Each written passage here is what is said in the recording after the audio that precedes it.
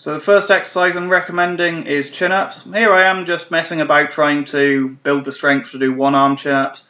Hopefully I'll get there before the end of the year.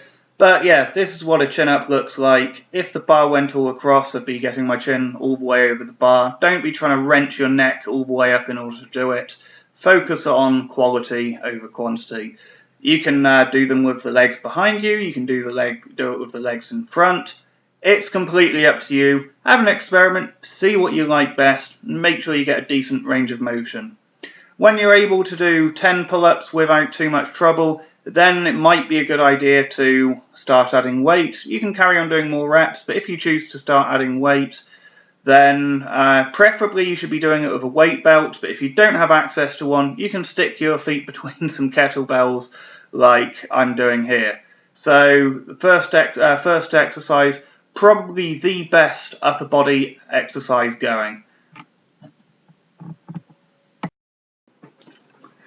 Next up, we have the pause bench press. So you want to make sure your feet are flat on the ground, you want to make sure everything's nice and tight, you want your shoulder blades retracted, and you want to bring the bar all the way down to your chest, pause, and then press up. So I like to have my hands a thumb's width away from the smooth bit in the middle of the bar, but I do demonstrate a few different grips here, and hopefully you can see that the narrower you grip, the lower down on your chest it will go, and the wider you go, the higher on your chest it will go.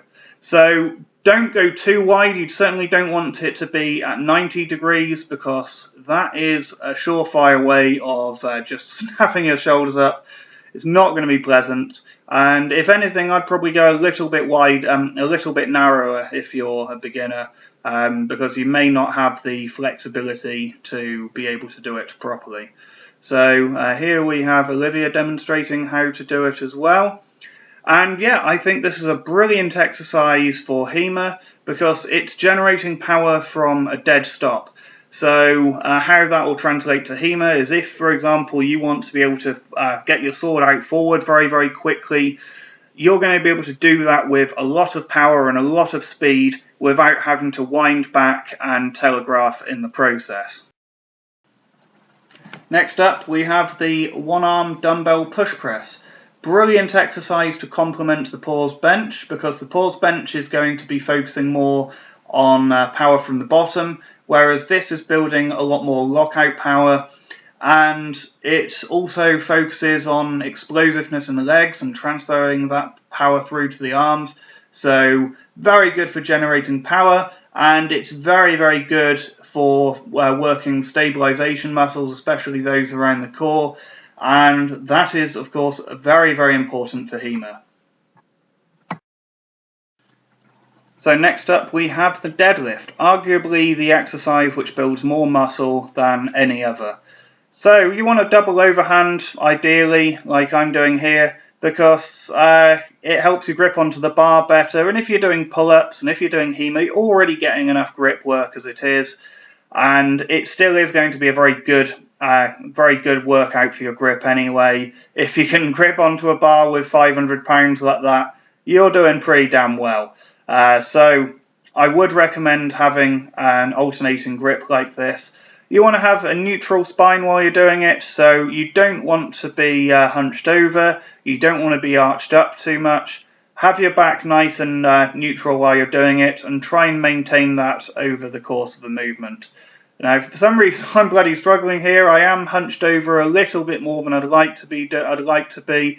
I guess I just don't really put much effort into my form when there's too little weight on it, and that is something I need to work on.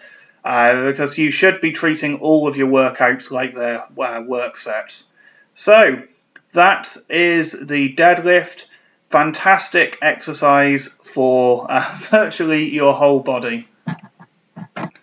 So on to squats then. So you want to make sure you are nice and tight behind the bar and the bar's not slipping and it's even on both sides, so it's not going to be weighing you too much on one side.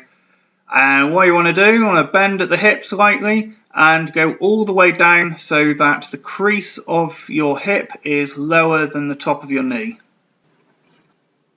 Okay, so here's what I mean about the correct depth. So you want to make sure that the crease of your hip there is lower than the position of your knee. So that is basically the minimum acceptable depth. If you can go lower, fantastic. But as long as you can get below there, that's where you want to be. Easily 90% of the people you see in gyms aren't going anywhere near deep enough. And it is quite hard to tell when you're actually doing the squatting because of your reference frame. So because your back's leaning forward slightly, the angle, it feels like you're deeper than you actually are. The angle between your thigh and your back is less than 90 degrees.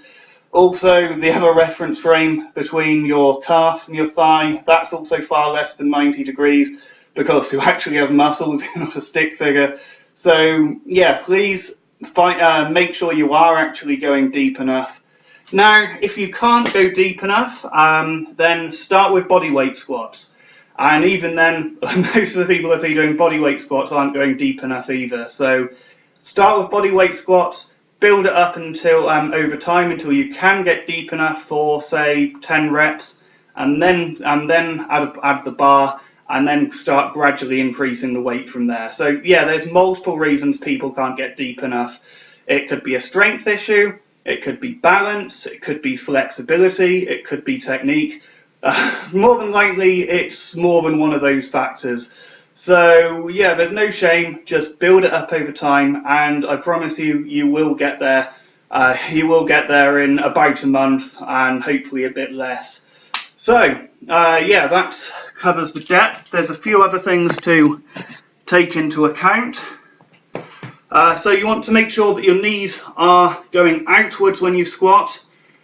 So start with your feet about shoulders width apart. You can gradually increase the width of that over time if you like, but for HEMA purposes, if you're not a powerlifter, you don't need them to go any wider than that. So make sure your feet are angled out slightly. How far out they are angled will depend on how wide your stance is. And the other thing with the feet is making sure that you don't get your centre of gravity too far forward. So if I've got my centre of gravity here, you can see my heels starting to lift up. I've seen some people, they go down and their feet raise all the way up like that, which is just seriously bad news. So yeah, make sure that your centre of gravity is over the back of your foot. Make sure that you've got the safeties, and then you should be ready to go. So the safeties are there for a reason, because if you get stuck with safeties, you can just get out underneath like that. If you don't have safeties in your gym, I would recommend just doing front squats instead. My demonstration's quite terrible at the moment because I got a bit of a wrist injury doing some bare knuckle boxing, but you'll get the general idea. And there are other ways around it. There's different grips you can use which are less stressful on the wrist, but I'll leave that for you to research on your own. So finally, we have the one arm seated row. I'm going to show you the machine. I'm going to show you using a cable station as well, and the strict form and the cheating form. When you're starting out, just use the strict form where you're just keeping your back straight the whole time and keeping it nice and stable. And as you get more advanced, you can use the cheating form if you like. Both are very beneficial. The stability and the twisting motions are very important for HEMA. That's why I do the one arm motion rather than the two arm motion. And the reason I'm using a machine rather than a barbell or a dumbbell for this is because I find it to be far less stressful on the back. And if you're doing squats and deadlifts already, you're more than taxing your back enough as it is. And I don't think you should be taking away from your lats and bicep workouts just to make sure that your back gets a little bit more of a workout. So this enables you to work that little bit harder on the muscles you're actually trying to target.